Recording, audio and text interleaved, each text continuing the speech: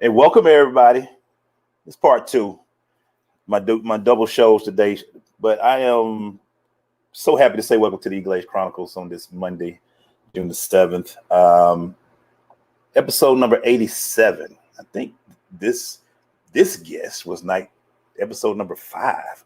When I started doing these shows, I was doing them on Instagram. It was a pandemic show, and I just wanted to talk to some of my friends, and she was one of the first people I was able to talk to, and I am so glad to be able to have her now. Last time we talked, the role was different, I think, and she had on different colors, but now she's the head coach of the Baylor Lady Bears. Please, everybody, please welcome Coach Nicki Collen to the show. Coach, thank you so much for coming on, and how are you doing? I'm doing well. I am busy, but I'm doing well and kind of excited for this opportunity. And quite frankly, excited to connect with you again. I think sometimes, when you meet people in this profession, we meet people professionally and they become like family. So Definitely have always felt like, we were a little bit more than media and coach. Yeah, I mean, I ain't gonna lie. I was like, all right, I don't care where you go. I need you. I want to talk to you. Let's talk. You're like, yes, yeah. Let's do it. Let me ask you, we'll get to the whole, how this all happened and all that, but give me the biggest difference right now between recruiting and getting ready for college classes and getting them ready for, NCAA eligible to professional league. How has it been the first few weeks at Baylor as the head coach? Well, there's so many parts to it, there's getting to know your own team.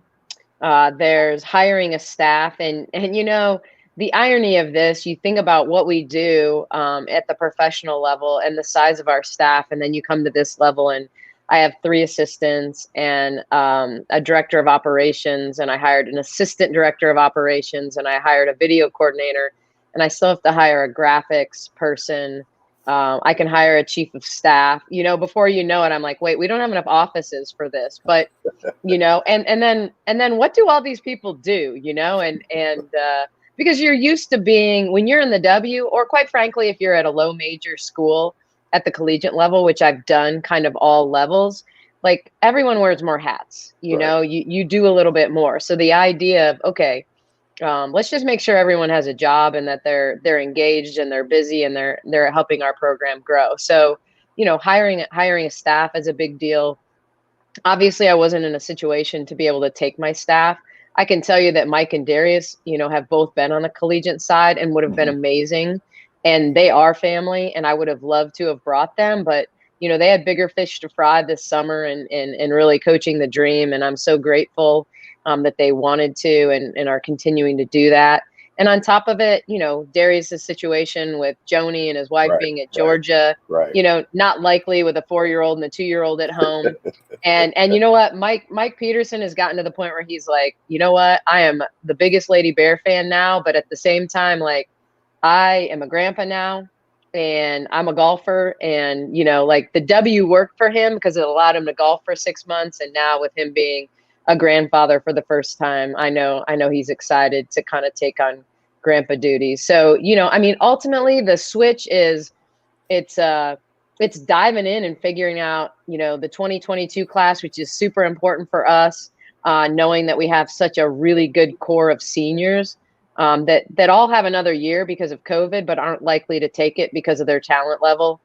So really, really invested in the 22 class, but then quite frankly, learning all the way down, to really the 2025s. And even, I had a coach that I know reach out to me the other day. He's a trainer, and he said, hey, I've got this kid. She's amazing.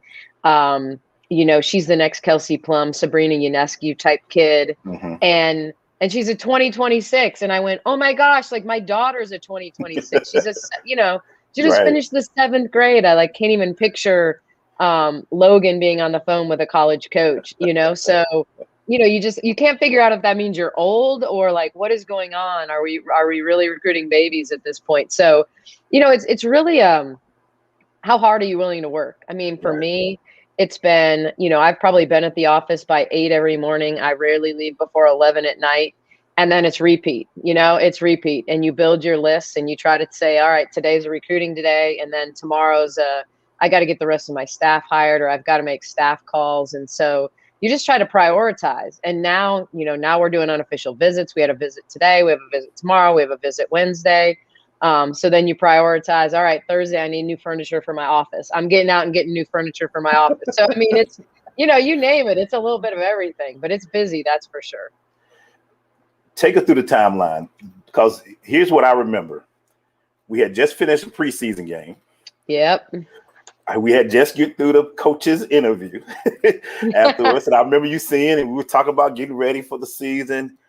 Next thing I know, I hear the rumors, coaches getting hired. I'm like, so tell people you kind of the timeline, because it went from you getting ready for the first game of the season as the dream coach to you being hired as the coach of the Lady Bears. Tell them that timeline. People don't, I know you said we've talked about people don't really believe it, but your life went in less than a week.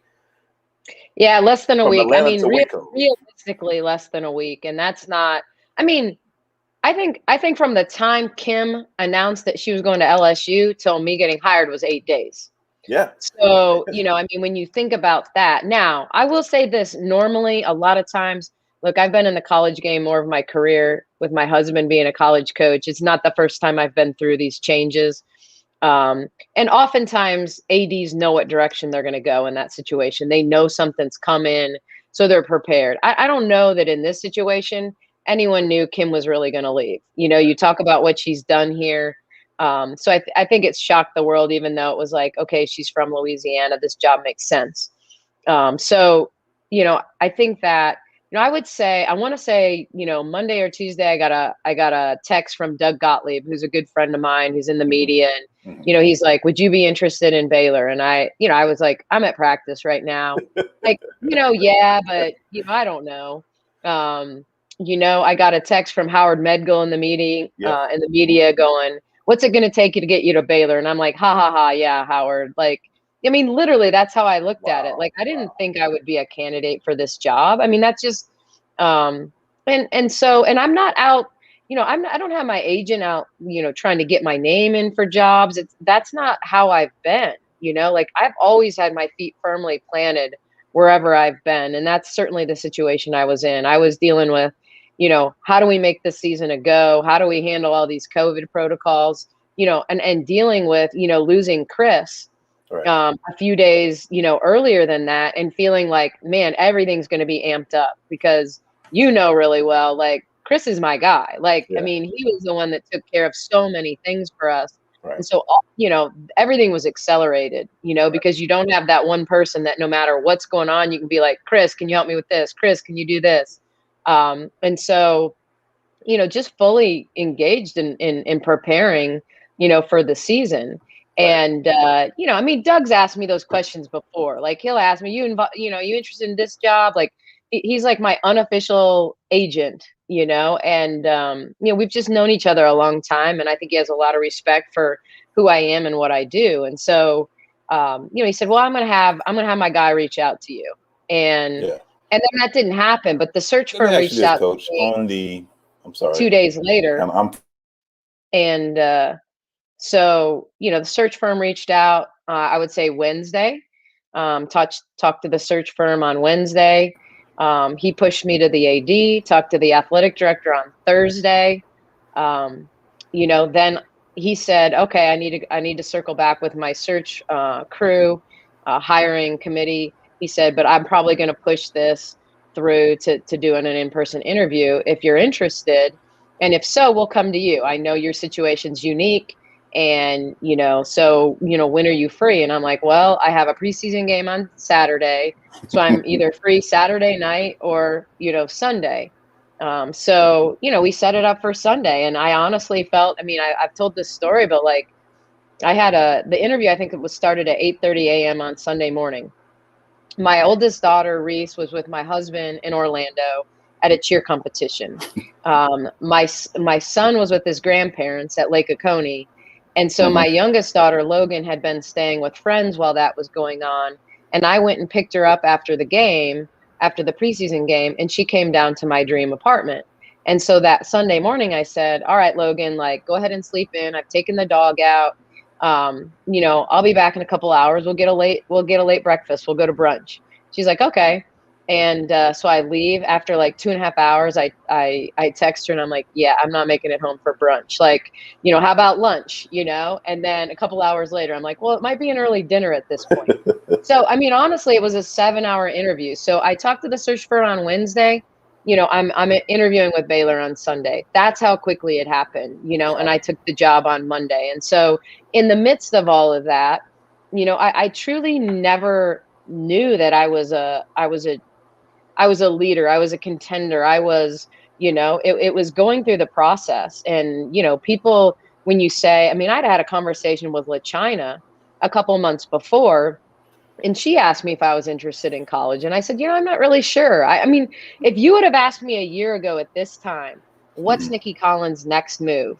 And I would have said, well, if it's not to stay with the dream, it's probably most likely, like, I'd spent a bunch of time with Lloyd Pierce. I'd been around the NBA. I was super intrigued by kind of this movement of female coaches into the NBA. So if you'd asked me a year ago if there was a logical next step, if it wasn't to be with the dream, which it could have been a long, long time. Like, it wasn't like I was looking to go, but I would have told you that was probably my next step. But I also felt like that wasn't the right step until maybe my kids were in college. The idea of the commitment and time in the NBA, like, I wasn't sure I was prepared for that. And so yeah, I mean, I wasn't looking to go to college. This was right time, right job, kind of when everything aligns and you feel like there's something that makes it so you can't say no, the stability, the people. I mean, I'll say it over and over and over again. When that the people that are surrounding you, like, I knew Chris had my back, like, I absolutely always knew. And now I know that I have a team full of people here, from the president to the athletic director to my sport administrator, who believe that I'm the right person at the right time. Because if you'd asked me a month ago, like, do you want to follow Kim Mulkey at Baylor? I would have given you the same answer that everyone gives in coaching. No, you don't want to be the coach that follows the legend. You want to be the coach that follows the coach that fails, that follows the legend, and then anything you do becomes like, you become like the savior. So, so it wasn't until I really had a chance to engage with these people and, that I knew, like, this feels right. Like, it feels like this is a place where they're going to have my back, that I have, like, long-term stability, where, my kids can go to school at Baylor for free if they want to, like, there were too many incredible advantages here. So let me ask this, Coach. Okay, I'm gonna be devil's advocate. Can I be devil's advocate for a minute? Mm-hmm. Of course. You are following the legend. Baylor is a championship women's basketball powerhouse. I know you can do the job, and I heard about the stability. We all know that, but you have some big shoes to fill. Why is Nicki Collen, in your opinion, the person to fill those shoes at this time? Well, I guess I look at it better me than somebody else, I mean, it's funny. I mean, I think me, but, like, I think that for me, this job, I've said it, like, my feet have always been firmly planted. Like, I'm a big believer in loving where you're at, And so when I interviewed for this job, I did not try to answer questions the way I thought they might want them answered. I just answered them, like, truthfully, authentically, like, this is me. What you see is what you get. I'm passionate about that orange ball. I love my job. I love the X's and O's. I love people. Beginning, middle, and end, I love people, and loving people that love that orange ball, like, that's even better, because there's that pure connection. And so, I think that in a lot of ways, probably people think I'm somewhat similar to Kim. And what I would say is there's probably parts of us that are very similar, and then parts of us that are, like, completely different in our approaches. I think we both absolutely want to get the best out of our players, on the 94 feet. I think I've reached a point in my life where, Kim had the most straight path to success. I mean, great player. I mean, Hall of Fame coach, national championship player, follows, is on Leon Barmore's staff, gets to coach, at her school, then takes this program from scratch and builds it into a powerhouse. Like I, bobbed and weaved and in and out of the profession and, have done a little bit of everything. And so I just feel like this is who I am. And I love what I do. I love why I do it. And, so I'm probably am a little bit outside the box that way. It doesn't mean that I'm not going to work this at the same level. I'm not going to, but man, I look at it like I'm just going to try to love every second that I do it. I'm going to embrace the challenge. I'd be lying. I mean, I would be straight lying if looking out and seeing 3 national championship trophies and 12 straight Big 12 championships and the pictures everywhere, if that's not intimidating, but ultimately, like, I just felt like there was a reason, and everyone looks at the world differently. My faith has always been a huge part of like who I am and why I do things. And I just felt a calling here. I just felt like too many things aligned at the right time for me to not feel like there's a reason I'm here. And if I'm not, I joked in my press conference that I get that Baylor fans, before my name was announced or when my name was announced, I'm sure there was a lot of Googling going on, because they're like, who is that? Like, who the heck is that?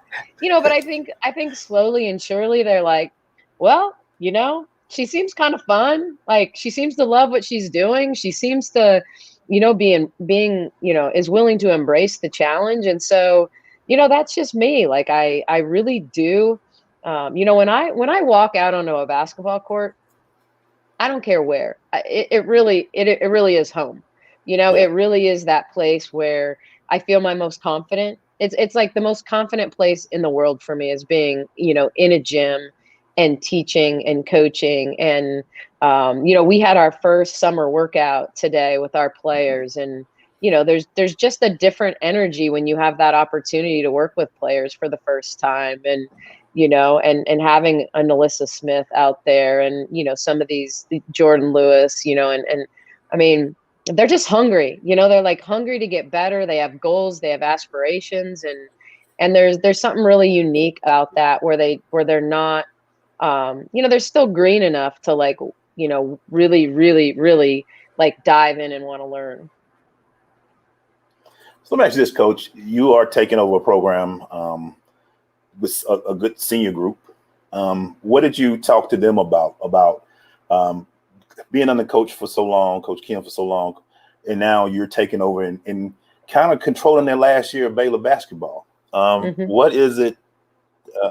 What did you talk to them about? I know you had to have that senior talk because you have to talk to the seniors. What did you try to tell them about buying in and getting ready for this season with you? Yeah, I mean, I think, after I was hired, I think as much as it's seniors, it's really individuals, because, I had to re-recruit everybody on this roster, and I lost some players and expected to lose some players. I mean, geez, you got teams like Syracuse that lost 9 players in the portal. The turnover, the one-time transfer rule, I feel incredibly grateful that Nalissa and Queen and Caitlin and K-Mac and this group of seniors that are here, some of it was them and their desire to continue and to finish together. Like maybe I could have been anybody, like let me not give myself too much credit here. Maybe it was them, as much as anything, where it was like, hey, we came in together, we're going to leave together. Right. And maybe she's just good enough that, we're not running away, at this point. So, gosh, she seems good enough, I'm not sure, but I do think that, when you think about a Jordan Lewis who came here, having already gotten a master's degree, is a 6-year senior using her COVID year.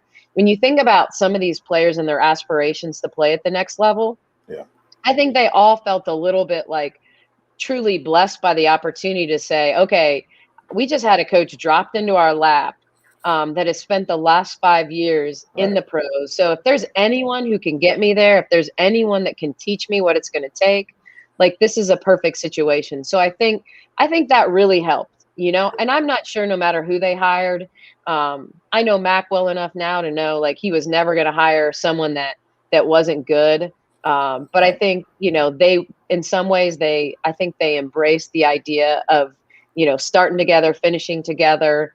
And I think they're just excited. I mean, I'm sure that, they would have been happy as a clam to finish out the way they started, with Kim as their coach. But I think when you think about, change can be super scary, but it also can be really, really exciting. And so I think they've hit the point once they got over the initial week of like, oh my gosh, who are they going to hire? Then all of a sudden it became, okay, and I'm just not going to hire a staff. I mean, you've been around Mike and Darius, and like, I just am not going to hire a staff that's not going to love on them the same way I'm going to love on them. That isn't going to kind of have the same heart for the game and the same servant leadership that I have. And so I think that just, we're just trying to create a culture where they want to be in our office space, that, they want to come up and say, hey, we haven't used our 4 hours, will you come down and work with me individually? That's the culture we're trying to create, Yeah. You Baylor is all over the W. There's a lot of players from Baylor from the W. How did they react to the hiring? I know you had a couple players on the Dream, but overall, some of the players who came from the Baylor program, have you heard from them? Did any alumni players reach out to you? Yeah, I mean, obviously, I had Odyssey and Kalani, right there on that Zoom call when I told them I was going to go. Kalani was like, "All right, coach, I think this is a good move. Like, this is a good move." Right. Odyssey was a little bit quieter, but then we went back and forth a lot, via text afterwards, and I think a little bit of it at first stung simply because a big part of I think her coming to the Dream was the relationship that we developed, through free agency, but yeah, I mean, we've had great conversations about me being here and what that means. I've sent her pictures on the wall, of her and tried to connect the dots there.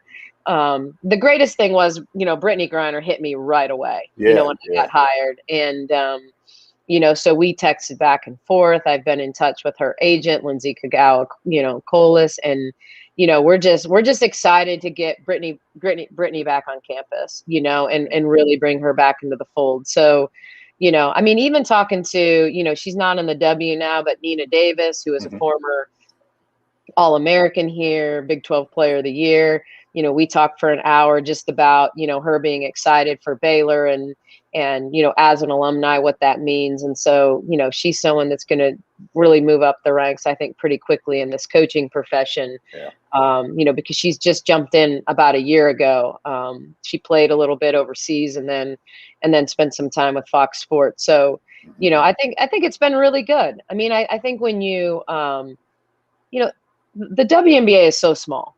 I mean, everybody knows everybody. So, while you don't, especially after a bubble season, when we were all like literally on top of each other for a few months. And so, I think there's natural respect, you have those conversations, it's just the professional level is a different level. Like the conversations you might have on the sideline, the conversations you're going to have with Diana Taurasi before a game or anybody else, like it's just kind of different. So yeah, I mean, I think it's been really good. I have to ask you this. I have a few more questions to go before the show. How was that conversation, that Zoom call with the Dream at the end? How was it overall? And I knew it had to be a little tough because you have some people that's been there with you for the duration while you were there. But how was it? And what was that conversation like? As much as you can, if you want to. Yeah, I mean, it was probably harder on me than them.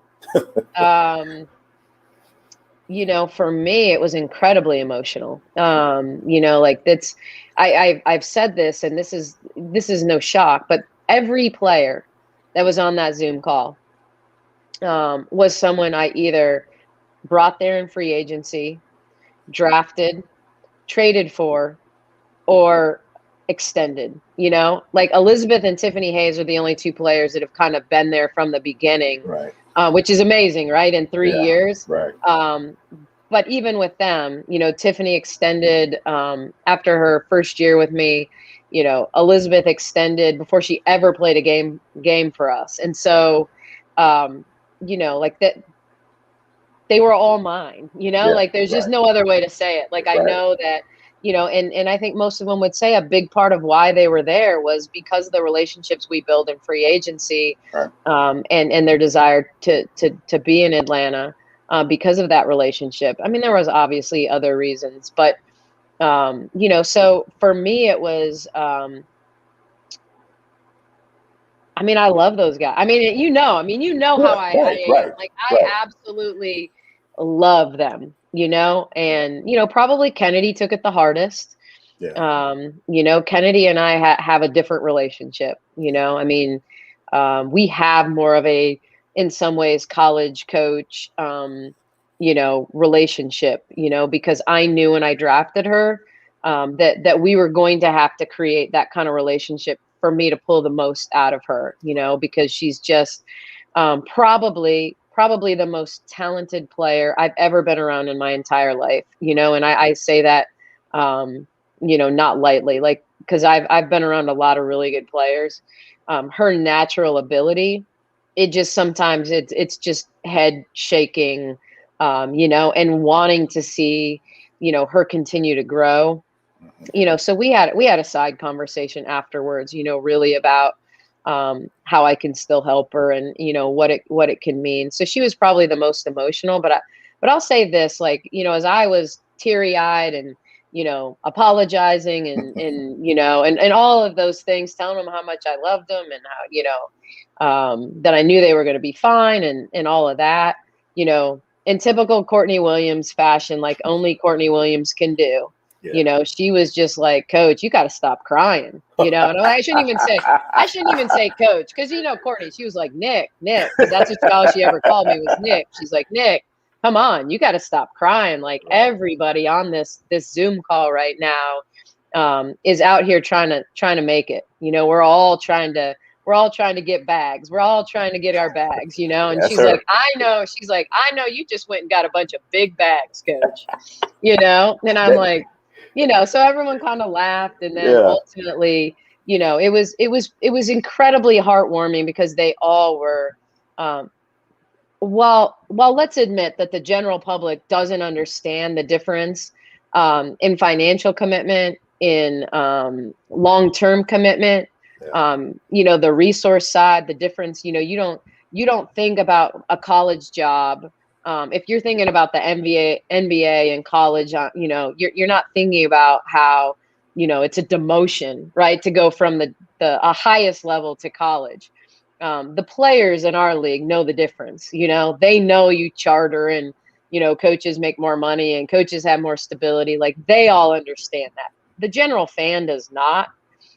So they knew that this was an incredible opportunity for me. Right. And so I think they absolutely were amazing. I mean, that there's just no other way to say it.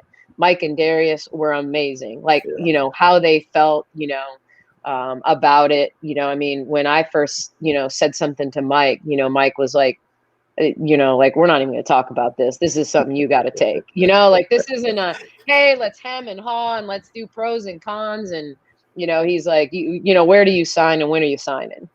Because he just knows, like, you don't get these kind of opportunities. I know that also people were like, you deserted your team a week before the season. Mm-hmm. Believe me, like, I felt that, like, Yeah. I mean, if you don't know me, you don't know that, but I felt that.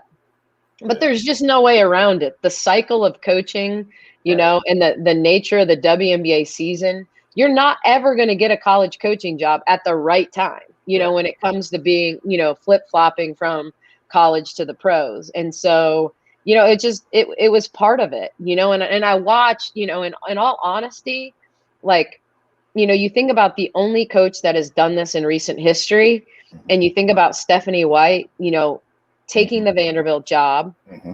and then having Carolyn Peck run her program in an interim role while she finished coaching her entire season. I'm not sure that didn't put Steph behind the 8 ball to Right. where she never caught up, Right. And so I just realistically was never, I mean, I'm not sure they would have ever let me do it had I even brought it up, to be honest. Like, I'm not sure that wouldn't have been a deal breaker. But I just knew I wouldn't bring it up, because if I was going to be in, I mean, I'm either all in or I'm not Right. in at all. Right. Right. And so you can't be 1 foot in and 1 foot out. You can't be, calling recruits and game planning for LA. Like, you can't do those things, you know? Yeah. So I get it that the timing was bad. I get that people will think like I'm a traitor. I get that people will think, how do you go from the most progressive league in America, you know, where you're wearing pride shirts and Black Lives Matter, to a conservative Baptist Christian school? Like, I get, you know, what people can and will say about me. But you know what? I can look at myself in the mirror at the end of the day. I know I'm the same person today that I was a month ago.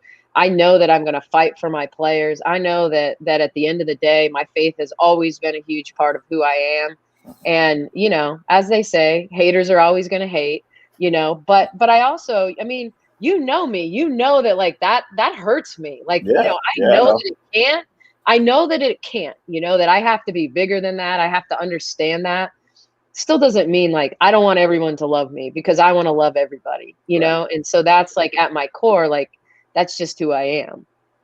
That Courtney thing, I hear the whole conversation in my head. I can hear, hey, Yeah, talk, yeah. I mean, I hey, didn't do it like hey, that other than Nick, like stop crying. Like, come on. hey, go She get that. even said to me, "No, I don't watch any college women's basketball, but I may even have to check it out now and see what you're up to down there." Yeah, that and Mike saying the first time about the whole, I'm not going back to college. I'm done. This is it Yeah. for me. So that everything you just said, I'm like, yeah, I can see all of it. Because I heard Mike Yeah, after that yeah. press I conference. mean, but that's it. You know, like I've always said, like, give me a player, okay? Give me a player that's gonna tell it to me straight. Right. Whether I like it or not, whether I agree with it or not. I've always respected Courtney because I know who she is, Yeah. and I know she's not gonna mince words. Give me that any day over someone who says what you want, you know, what they think you want to hear, and then goes and does whatever the heck they want to do. You know, like I will take a straightforward, you know, and I know, I mean, I've got a little bit of the reputation of being able to like deal with all the misfit toys. You know, I just don't think of them that way. You know, I just think of them as sometimes misunderstood.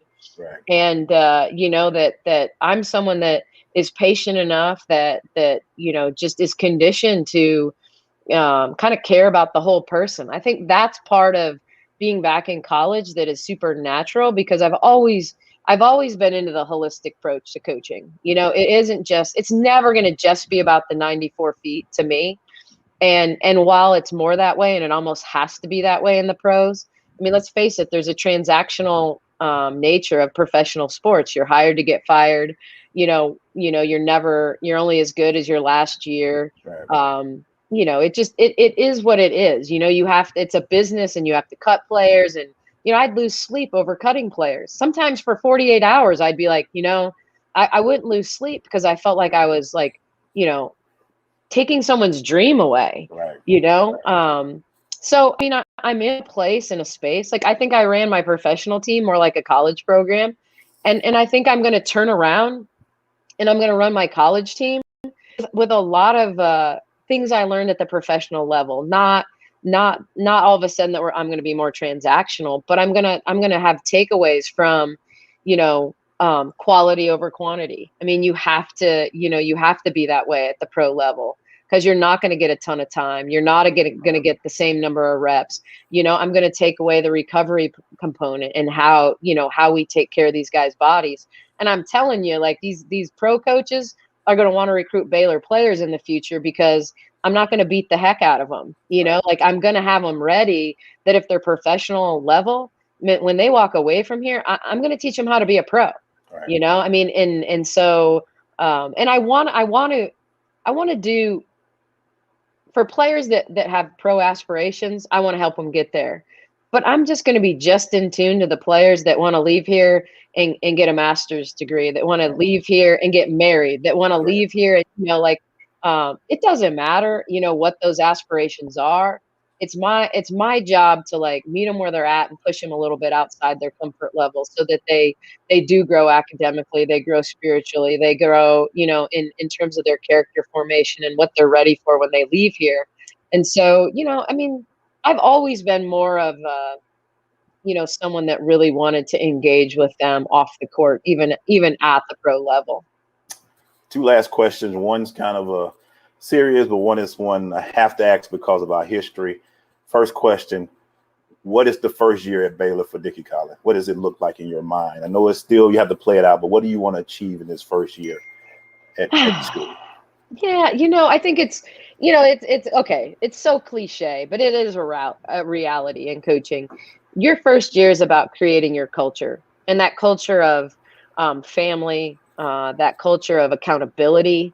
It's easy in the pros to say we're going to fine you $200 if you are late to right an appointment, but it's creating that culture where you're treating them like adults, but at the same time holding them accountable, and you're holding them accountable all the way around. I mean, I think it's about establishing a system, and it's about recruiting players that you feel like are going to check the boxes of meeting the pillars here, of preparing champions for life, and players that want to come here. And, I mean, I inherited a team. I feel super lucky because I inherited a team that I don't feel like I have to take round pegs and try to jam them in square holes. Like, I am genuinely lucky because I've got, not that I just have pro style players, but I have players that can play in the ball screen action and play the way I want to play. I mean, Melissa and Queen are both players that can run, rim run, and screen and slip, and screen and pop, and screen and half roll and drive. And so it's not like I'm sitting here with players who've consistently played in a high-low offense that can't play the way we want to play, that are just so built for, high-low basketball that they can't do anything else. Like, these guys while they were able to thrive in Kim's system, I think they'll just as easily thrive in the system that I want to put in. So it's always going to be about, and that's the beauty when you take over a new team, is do you jam your philosophy and your offensive and defensive philosophy, even with players that don't fit it, and then you recruit players that fit your system? Or do you say, okay, this is what I've got, and here's what I need to do to win now, and then we'll recruit in behind them? And so then it takes a lot of time to build your system in, slowly and surely. And so I think we can go head first into kind of putting our offensive and defensive system. Obviously, this has been a team that's been an incredible defensive team for years and years and years. Which I know you love. That won't change. I know that you won't love change that. with me. But I think where we look different, and obviously people are going to realize very, very quickly how different we look. It will be at the offensive end of the floor. Last question, I have to ask this because of knowing you so long. Your dress game got to be tight. You going, what's that new wardrobe gonna look like when you pop out there? Because everybody's gonna be watching what Coach got on. So yeah, have you started getting ready? Have you started the looking? I have not, because I will say, this whole COVID thing has, put a damper on all of that. All of a sudden your shoe game became, are you going to wear Jordans? Or are you going to wear, Dunks? Right. What are you going to wear? And so, and certainly, when it came to the press conference, I feel like I got dressed up for the first time in, like 18 months or something. Yeah. And even that, I realized, I don't have green. I don't have any green. I don't have any gold. I thought, okay, well, look, this leopard print, it's like it's the neutral of 20, of this generation. So, it was, and someone was nice enough to give me this like silk scarf, but I didn't think it was going to go. The green and gold silk scarf was not going to go with the leopard print. And fashion matters too much to me to say, that was really nice of them, but not going there, just for the sake of that. So got a little time. That's I tell people the most difficult part of this transition for me is the mental challenge of going from being in go mode, like, preseason game out of the way. We're like ready to play. We're 2 weeks away from our opener. Go mode. I've spent a whole off season preparing, building, for those moments. And now all of a sudden I'm back in, wow, we don't play a game till November. So, that's the most difficult component of, this transition for me is not even so much the whole idea of changing from pro to college or recruiting. I mean, geez, the portal today is free agency. Like, everyone's a freaking free agent, so, and an unrestricted one at that. So, that isn't the biggest change. The biggest change for me is just mentally getting my head around, okay, now I've got, almost 6 more months to prepare to play a game. And so, how do we best take advantage of this time? And so whether that's like, getting my players ready or getting my shoe game ready or getting, my wardrobe ready, I've got some time to figure out, what that's going to look like in 2021 when we get around to November. Well, we got to watch because, like you said, the bubble wasn't fashion friendly. It was sneakers. It was not fashion friendly. And I'm telling you, there's a lot of coaches that probably didn't want to go back, Yeah. And so, we had made a concession this year, and Mike ended up staying with this, that the staff decided to do this in Atlanta where we were going to dress up at home. Yeah. And then for the sake of it being easier to travel with kind of the whole athletic gear, and I've noticed that they've decided to do that. But, I am a Manual fan. I will always be a Dream fan. Like I may be in Baylor green now and championship gold, I think they call it. I'm like, this is yellow gold. They're like, it's championship gold. I'm like, okay, call it what you want. But I am so grateful for the relationships that I built in Atlanta, and I don't take any of those for granted. I know that you're only as good as the people around you, and I'm never going to stop doing interviews with people that care about women's basketball and want to tell our story at whatever level I'm at. And I think even my new sports information director is getting used to me. It's like he'll set up these Zoom calls for me and thinking he needs to cut them off after a certain amount of time, and I'm like, you have no idea, Kyle, because ultimately, especially when you're in the pro game, you don't say no to anything, or quite frankly, you shouldn't, because, you're always fighting for any sliver of attention and any platform you can get on to elevate your your players and, who you are as a league. And so I'm probably never going to stop doing that because I know how important it is, kind of even for the next generation of players and coaches, that we continue to build this platform for women's athletics. Well, Coach, you have always been, I consider you a friend. We've talked for 3 to 4 years, and I'm proud of you. I'm happy for you. I think you're going to do a phenomenal job.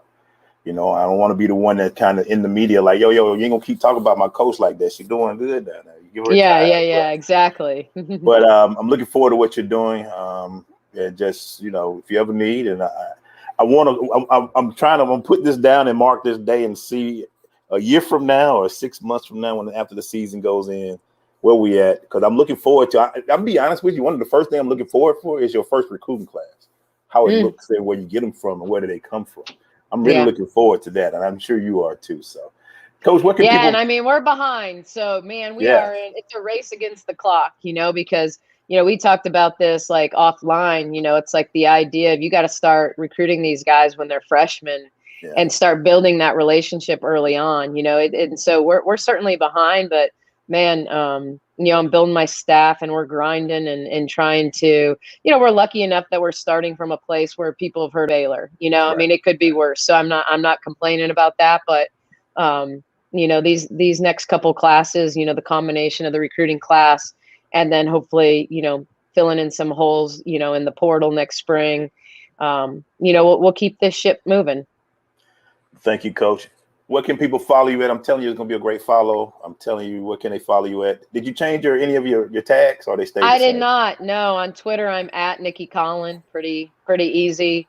And I wish I could say the same on Instagram, but it's at Coach Nicki C. So yeah. I mean, and my platforms are slightly better. They got on me when I got here about better pictures and things like that. So I am hiring a graphics person on my staff. So ultimately going forward, I'll have better content even, like maybe even better pictures of my kids, since my kids get annoyed with the pictures I post of them.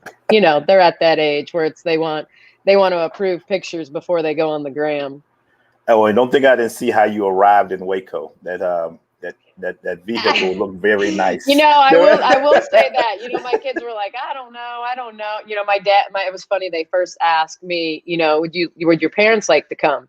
And I said, you don't have to ask my dad twice to ride on a private jet. I mean, my dad's a private pilot, so you know. But yeah, I think the kids, between the jet itself and the bag of goodies they got when they got on the plane, yeah, they're like, okay, mom must be pretty important at this point. So, you know, I think that's the way they viewed it.